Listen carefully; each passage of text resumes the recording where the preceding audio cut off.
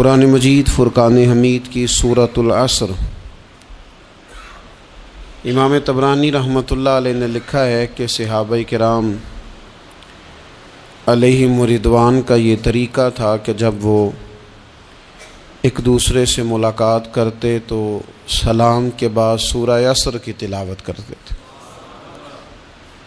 اس سورہ مقدسہ کے اندر اللہ تبارک و تعالی نے بندہ مومن کی زندگی کا جو دستور ہونا چاہیے وہ بیان فرما دیا ہے۔ اس کے انتہائی مختصر اور نہایت ہی جامع الفاظ ایک بندہ مومن کو کامیابی کا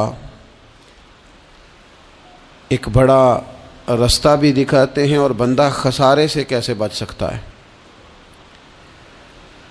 وہ خاص مضمون ہے اس سورہ مبارکہ کا۔ دنیا میں کوئی شخص بھی ایسا نہیں ہے جو زندگی میں کسی بھی موقع پر خسارہ اٹھانا چاہتا ہو، وہ دینی ہو، دنیاوی ہو، مالی ہو، روحانی ہو۔ خسارے سے انسان بچنا چاہتا ہے۔ وہ چاہتا ہے کہ کچھ بھی ہو جائے میں نقصان میں نہ جاؤں۔ میں نے یہ بھی سنا ہے بعض لوگوں سے کہ چلو فائدہ نہ ہو جائے، برابر برابر ہی ہو جائے، لیکن خسارہ نہ ہو، نقصان نہ ہو۔ لوگ خسارے سے گھبراتے ہیں۔ قرآن مجید کی یہ سورہ مبارکہ ہمیں بتاتی ہے کہ خسارے اور نقصان سے بچا کیسے جا سکتا ہے۔ فرمایا والعصر، زمانہ محبوب علیہ السلام کی قسم ہو، زمانہ محبوب کی قسم، ان الانسان لفی خسر، بے شک آدمی ضرور نقصان میں ہے، خسارے میں ہے۔ بعض نے ایک باریک فرق بھی کیا ہے، کہتے ہیں نقصان ہوتا ہے جو انسان آمدن کے اوپر کاروبار کرتا ہے اور اگر اس میں فائدہ نہیں ہوتا تو لوگ کہتے ہیں مجھے نقصان ہوا ہے، اور خسارہ ہوتا ہے کہ اس کا راس المال بھی ضائع ہونا شروع ہو جائے۔ راس جب اس کی ضائع ہونے لگے تو کہتے ہیں اب خسارے میں چلا گیا۔ فرمایا ان الانسان لفی خسر، بے شک انسان خسارے میں ہے، گویا اس کی جو زندگی ہے یہ اس کے پاس راس ہے، راس المال ہے، وہ بھی اس کا سارا کچھ نقصان میں جا رہا ہے۔ کیا سب کا نقصان میں جا رہا ہے؟ نہیں۔ فرمایا الا الذین آمنوا، سوائے ان لوگوں کے جو ایمان لائے، وعاملوا الصالحات، اور جنہوں نے نیک اعمال کیے۔ فقط ایمان کی بات نہیں کی، ساتھ اعمال صالحہ بھی۔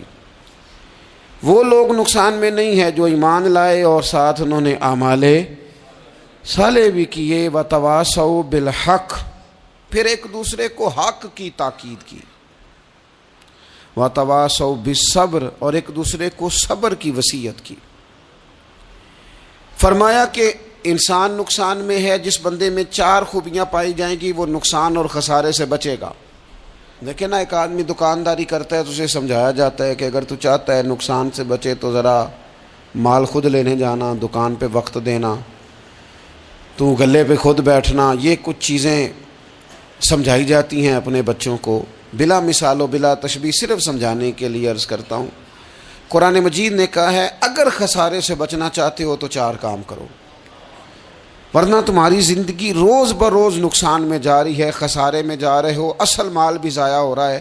یہ 4 باتیں اگر تم اپنے اندر پیدا کرنے میں کامیاب ہو گئے تو تم خسارے سے بچ گئے۔ کون کون سی؟ الا الذین آمنوا، ایمان لاؤ، پختہ ایمان، یقین کامل کی دولت، یؤمنون بالغیب، غیب پر ایمان، طاقتور قسم کا ایمان، ایسا ایمان کہ جو انسان کو اتنا پختہ کر دے کہ اس کے لیے نیکی کے راستے پہ چلنا آسان ہو جائے اور بدی سے خود بخود اس کی طبیعت و چاٹ ہونے لگے۔ پختہ ایمان ہو، مضبوط، وعاملوا الصالحات، اور پختہ ایمان کے بعد پھر اعمال صالحہ سے اپنے آپ کو آراستہ کرو، تمہاری زبان سچ بولے، تمہاری آنکھیں شرم و حیا والی ہوں، تمہارا وجود جب بھی قبول کرے رزق حلال ہی کو قبول کرے، سوچیں ستھری ہوں، نظریات پاکیزہ ہوں، طبیعت خیر خائی والی ہو، کسی کے لیے اچھے جذبات رکھتے ہو،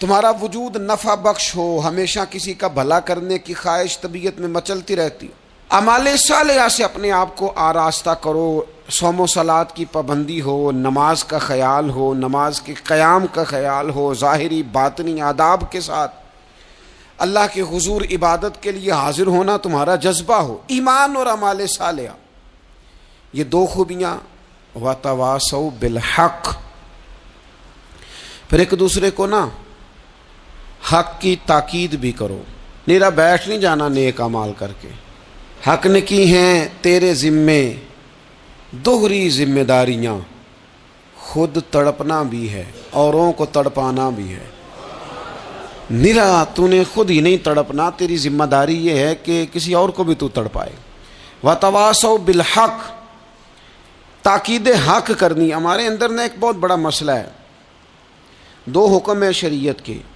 ایک ہے امر بالمعروف، ایک ہے نہی عن المنکر، نیکی کا حکم دینا اور برائی سے منع کرنا۔ میں نے دیکھا ہے کہ بڑی کمزوری پائی جاتی ہے، نیکی کی بات لوگ پھر بھی کر لیتے ہیں، لیکن نہی عن المنکر،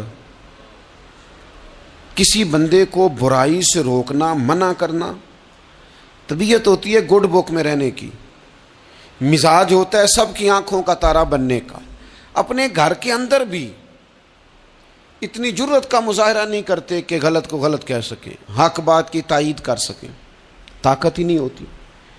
ایسی عجیب سیاست سکھا دی گئی ہے کہ ہر شخص ایک عجیب رنگ میں اپنی زندگی بتانا چاہتا ہے۔ قرآن مجید کہتا ہے خسارے میں چلے جاؤ گے اگر کلمہ حق تمہاری زبان پر نہیں آتا، اگر کلمۃ الحق ادا کرنے کی تمہارے اندر طاقت نہیں ہے تو تم نے ضائع کر دیا سارا وقت، حاصل کیا کیا؟ کہیں اگر اپنی برادری، اپنا قبیلہ، اپنا خاندان کسی موقع پر غلط ہے اور سامنے کوئی قبیلہ ٹھیک ہے تو آپ تائید کریں سامنے والوں، آپ کے اندر یہ اخلاقی جرت ہونی چاہیے کہ غلط کو غلط کہہ سکیں اور صحیح کو صحیح کہہ سکیں۔ نبی اکرم علیہ السلام نے فرمایا تم میں سے جو برائی دیکھے وہ چاہیے اسے کہ وہ ہاتھ سے بدل دے، مظاہرہ کرے جرت کا کہ میں نہیں ہونے دوں گا، اور فرمایا اتنی طاقت نہ ہو تو زبان سے ہی کہہ دے، اعلان کرے برائی کے خلاف، اور فرمایا یہ بھی نہ کر سکے تو دل میں ہی برا جان لے، ذالک اضعف الایمان، یہ کمزور ایمان کی علامت ہے۔ تو حق بات کا مزاج، او جی میں نے اپنی قبر میں جانا ہے، او میاں آپ کے ذمہ اللہ تعالیٰ نے قانون لگایا ہے، کنتم خیر امۃ اخرجت للناس تأمرون بالمعروف وتنہون عن المنکر، تم نے لوگوں کو بھلائی کا حکم دینا ہے اور برائی سے منع کرنا ہے۔ غلط کام ہو رہا ہو تو آپ غلط کو غلط ہی نہیں کہیں گے، آپ کی طبیعت اس طرح کی ہو جائے کہ آپ بات چپ سادھ لیں، آپ کی زبان پر کسی مظلوم کے حق میں کوئی کلمہ ہی نہ آئے۔ ایک بستی میں 2-3 لوگ بڑے نیک رہتے تھے اور باقی بستی ساری گناہوں میں، معاذ اللہ، اللہ کی نافرمانیوں میں، حدوں کو توڑنے میں مشغول تھی۔ اللہ کریم نے فرشتوں کو حکم دیا کہ اس بستی کو الٹ دو۔ فرشتوں نے عرض کی مالک وہاں تیرے 2-3 نیک بندے بھی تو رہتے ہیں، تو رب کریم نے فرمایا سب سے پہلے انہیں تباہ کرنا۔ مالک نیکوں کو، پرہیزگاروں کو، فرمایا یہ کس طرح کے پرہیزگار ہیں، خود تو نمازیں پڑھتے رہے اور میری نافرمانی دیکھ کے کبھی ان کے ماتھے پر شکن تک نہیں آیا، کبھی ان کی طبیعت پر بوجھ نہیں بنا کہ لوگ دین کی حدیں توڑ رہے ہیں میں کم از کم زبان سے ہی کہہ دوں، نہ کبھی سوچا ہی نہیں کہ شریعت اسلامیہ کو سر عام پامال کیا جا رہا ہے اور کوئی کلمہ ان کی زبان سے ادا نہیں ہوا۔ پہلے ان لوگوں کو تباہ کرنا، خود تڑپنا بھی ہے، اوروں کو تڑپانا بھی ہے، اپنی زندگی میں حق کہنے کا مزاج پیدا کریں، کسی کو روکیں کہ میاں یہاں تو غلط ہے۔ ہم سے لوگ مشورہ لینے آتے ہیں، ہم ہاں میں ہاں ملا کے گزر جاتے ہیں۔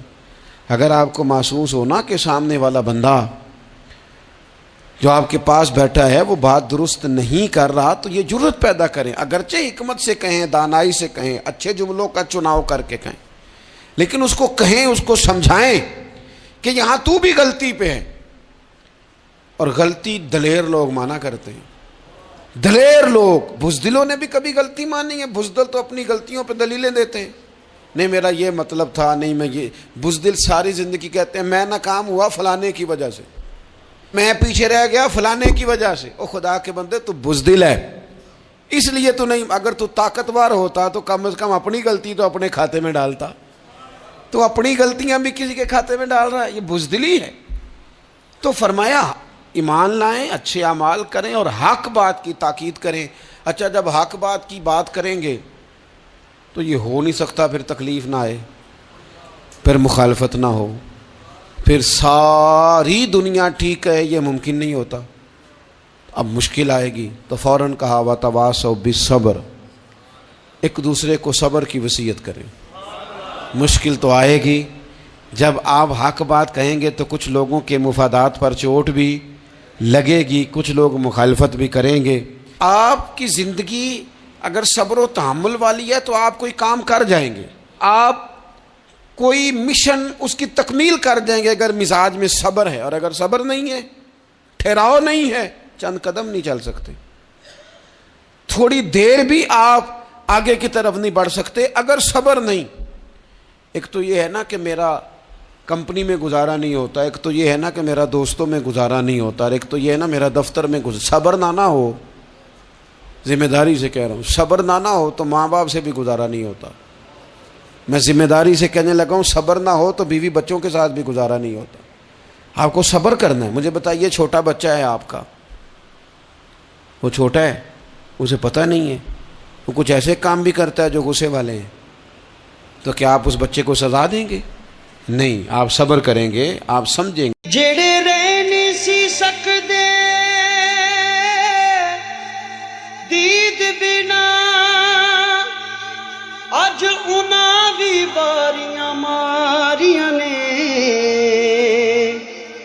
جدوں چمن وچ خزاں نے بال کھولے تے پنچھی اڑ گئے مار اڑاریاں نے، محمد بوٹیا جھوٹا ہے جگ سارا،